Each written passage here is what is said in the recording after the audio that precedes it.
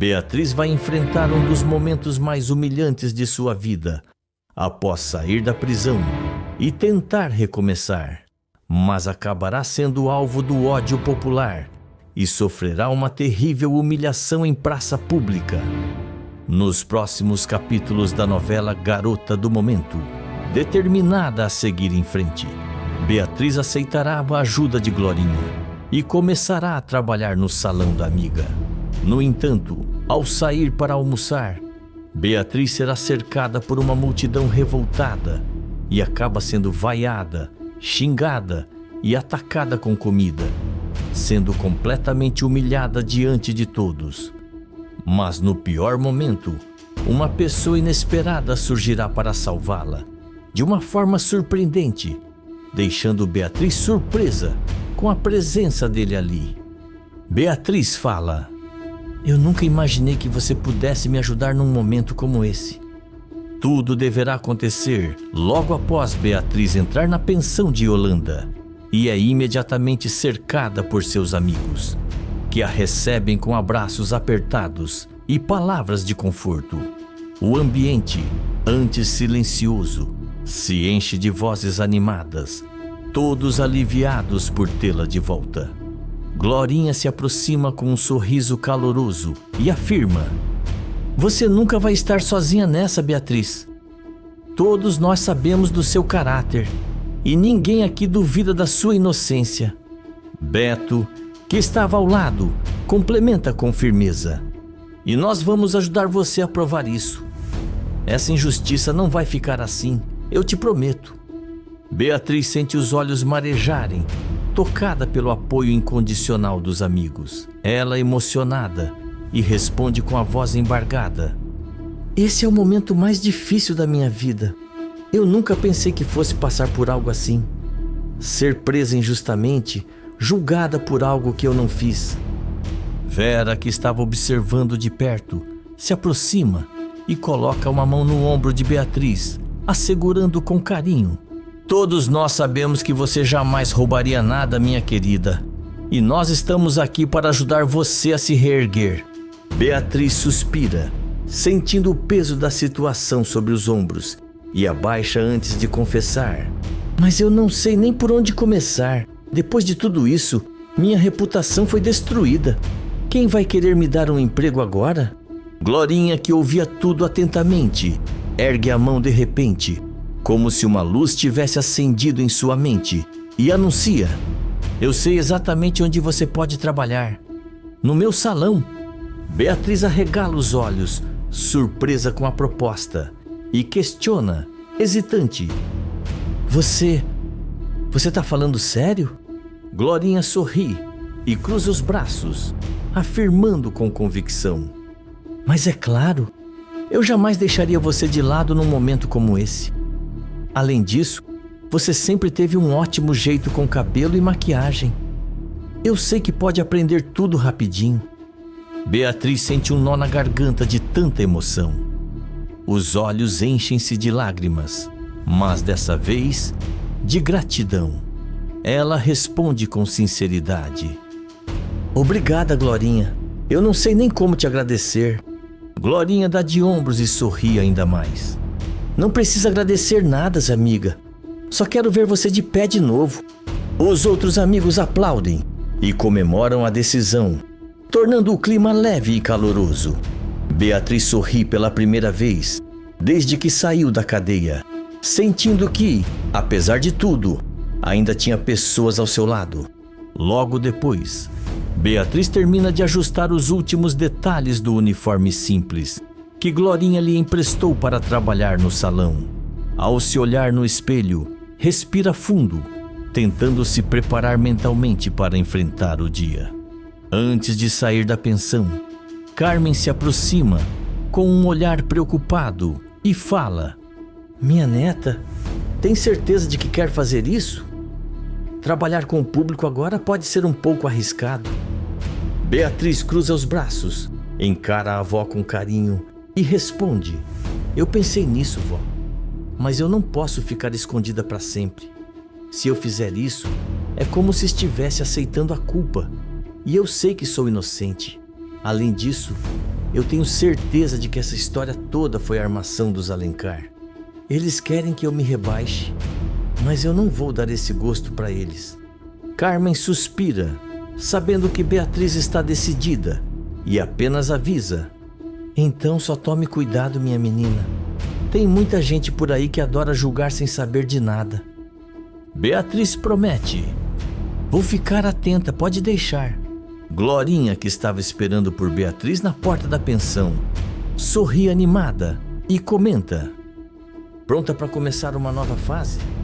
Beatriz força um sorriso, tentando se manter otimista, e responde: pronta, que venha o primeiro dia de trabalho. As duas saem juntas em direção ao salão, mas conforme caminham pelas ruas, Beatriz percebe que algumas pessoas a olham com julgamento. Algumas cochicham entre si, outras apenas fazem expressões de desdém. Ela sente um aperto no peito, mas se recusa a recuar. Glorinha percebe o desconforto da amiga e tenta animá-la. Não liga para isso, Beatriz. Essas pessoas só conhecem a versão que a imprensa contou.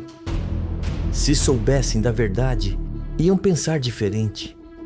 Beatriz solta um suspiro e concorda. Eu sei, só que não é fácil. Glorinha passa um braço pelos ombros da amiga e afirma: você é forte, e isso vai passar. Elas finalmente chegam ao salão. Assim que entram, Beatriz olha ao redor e sente um misto de nervosismo e alívio por estar ali. Glorinha começa a organizar algumas coisas, mas logo o telefone do salão toca. Ela atende e conversa rapidamente com a cliente do outro lado da linha. Depois de desligar, vira-se para Beatriz e avisa: Beatriz, vou precisar sair. Uma cliente pediu para eu fazer as unhas dela em casa. Beatriz arregala os olhos e pergunta: então vou ficar aqui sozinha?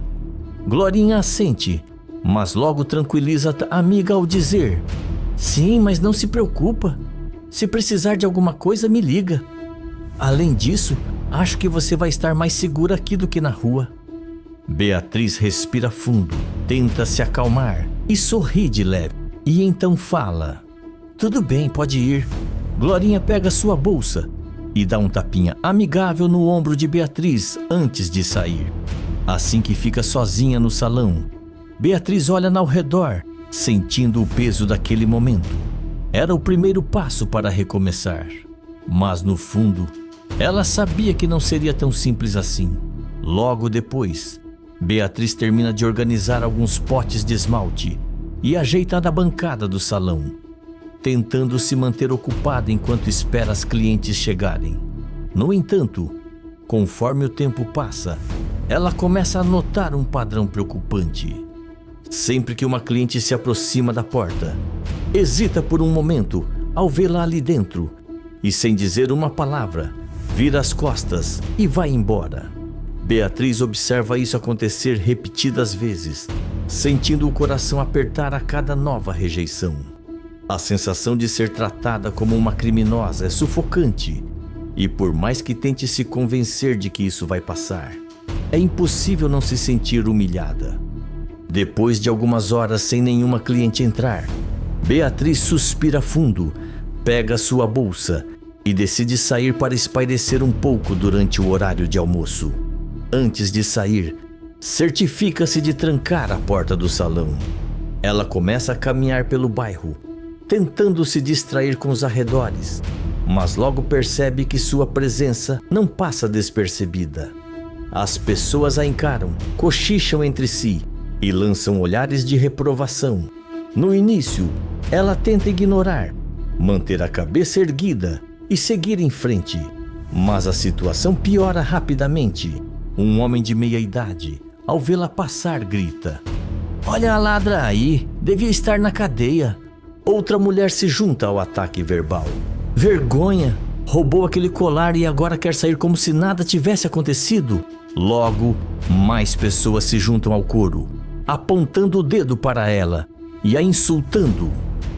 As pessoas gritam: bandida, usurpadora. Beatriz sente seu corpo tremer de raiva e desespero.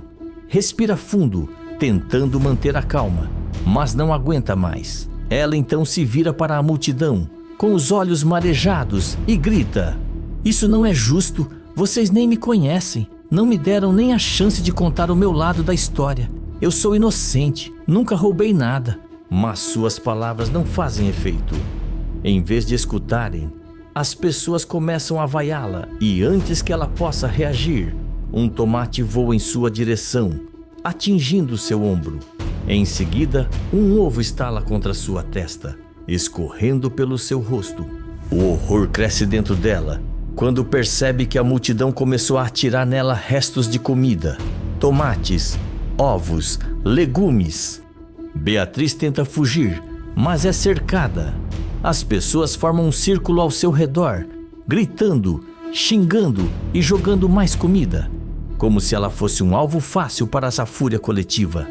Desesperada, ela se encolhe, abaixando-se e protegendo com os braços, sentindo a humilhação tomar conta de cada parte do seu corpo.